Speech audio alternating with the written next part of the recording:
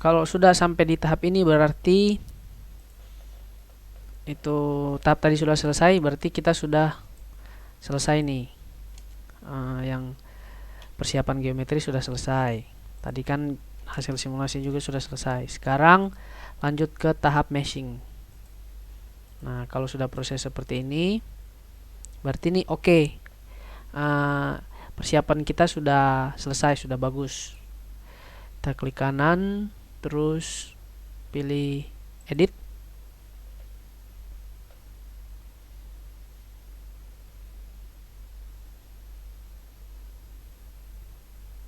Agak lama ya teman-teman, saya minum dulu.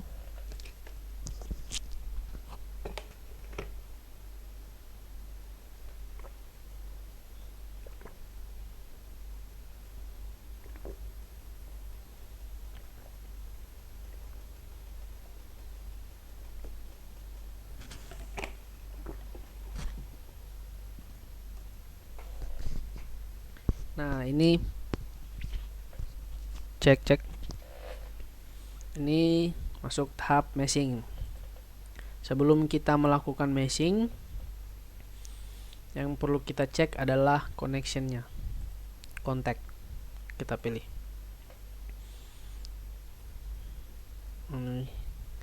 Ini pindah ya. Windowsnya dipindah ke detail. Nah, kita cek. Kalau teman-teman sudah lihat kontak bodiesnya adalah domain aerator, terus target bodiesnya adalah domain kolam, berarti persiapan geometri yang tadi itu berhasil. Kalau sampai di tahap ini teman-teman tidak menemukan situasi atau kondisi yang seperti ini, berarti ada yang miss atau ada yang terlewatkan di persiapan geometri tadi. Nah, untuk kasus misalnya kayak tadi ya, kayak benda ini ya,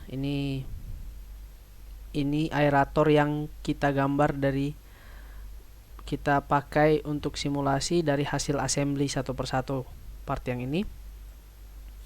Nanti dampaknya di meshing, ANSYS itu akan kebingungan.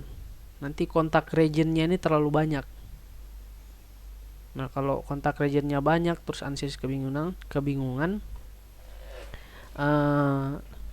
akibatnya simulasi nanti akan error, bahkan meshing akan error. Itulah sebabnya tadi saya menggambar ulang aerator ini menjadi part yang satu. Jadi satu part, bukan part assembly. Kalau kontak regionnya ini sudah benar, langkah selanjutnya kita klik mesh, terus klik kanan, insert sizing. Jadi insert sizing. Nah, kita pilih nih, kita pilih geometri dulu. Mana sih yang akan kita detail?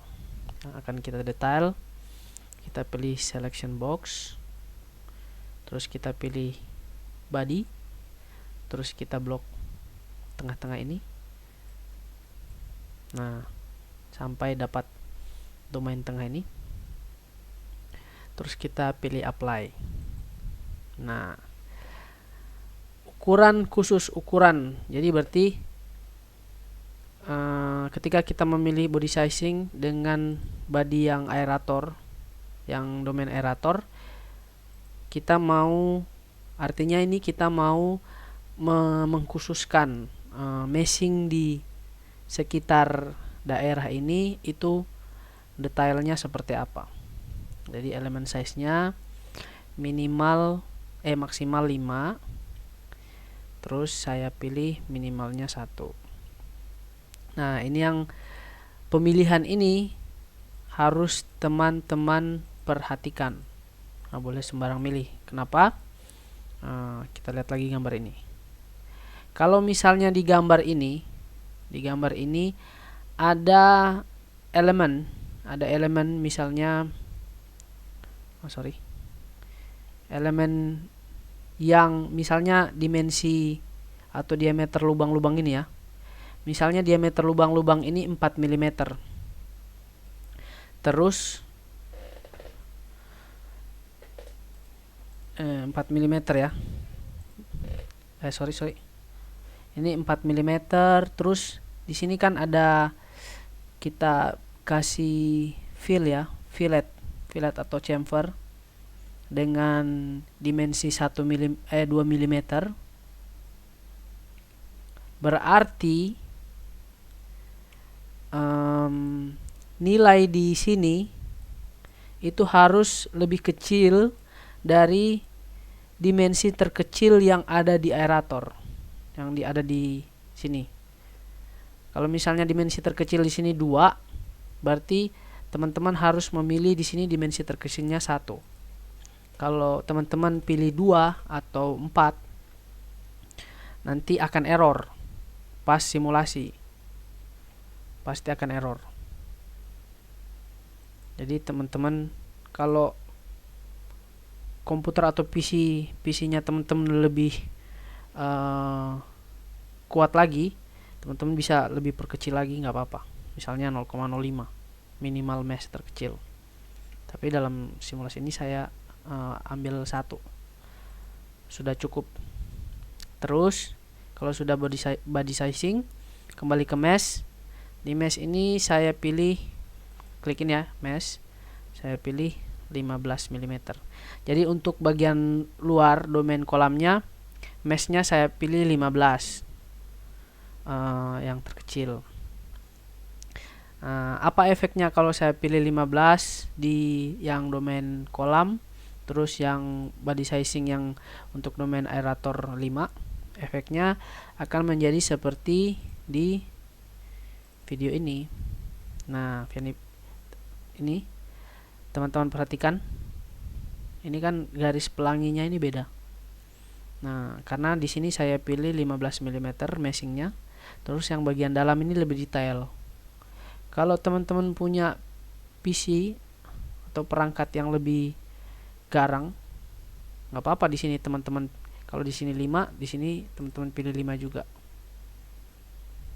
nggak apa-apa. Oke. Dalam hal ini saya hanya butuh yang sangat detail itu di dalam sekitar domain aerator. Oke, kalau sudah, tinggal di generate meshnya.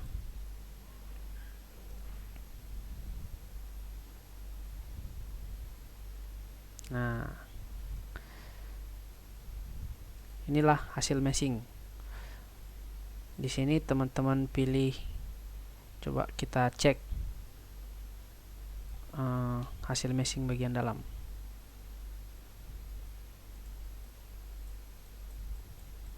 Nah, kalau setelah selesai meshing, teman-teman harus ngecek lagi ya. Ini spasi yang ini, clearance yang tadi ini, jangan sampai berbenturan. Nih, ini kan kayak ini kan, di sini tebal, di sini spasinya tebal, di sini tipis. Nggak apa-apa, yang penting nggak menyatu. Teman-teman harus ngecek ini, harus ngecek bagian ini.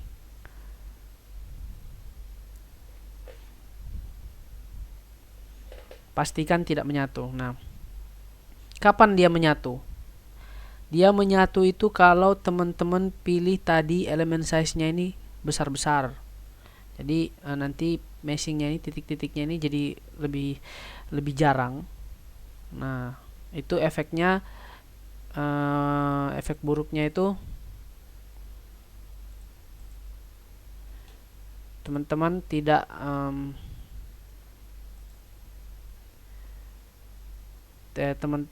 hasil meshing teman-teman ini akan saling overlapping gitu, saling berkontak, dan itu tidak tidak direkomendasikan karena pasti akan error. Jadi pastikan ada spasi di antara domain aerator sama domain fluida atau domain kolam ini. Kalau sudah dipastikan, kalau teman-teman mau lebih detail lagi, ini juga bisa diperkecil lagi elemen size-nya. Cuman konsekuensinya proses simulasinya akan lebih lama. Jadi semakin kecil detailnya ini, semakin lama simulasi akan beroperasi. Kalau sudah selesai, di close saja.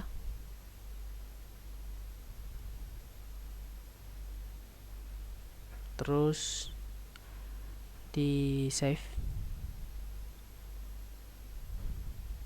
Nah, perlu saya ingatkan lagi, jangan sampai lupa dulu. Kalau mau running simulasi, saran saya ini jaringan internet diputus saja. Karena kalau misalnya kita connect ke jaringan terus tiba-tiba wifi kita mati atau LAN kita mati, simulasi akan berhenti di tengah jalan. Jadi lebih baik dari awal melakukan simulasi komputer kita sudah offline, biar tidak berhenti di tengah jalan. Karena kalau berhenti di tengah jalan repot.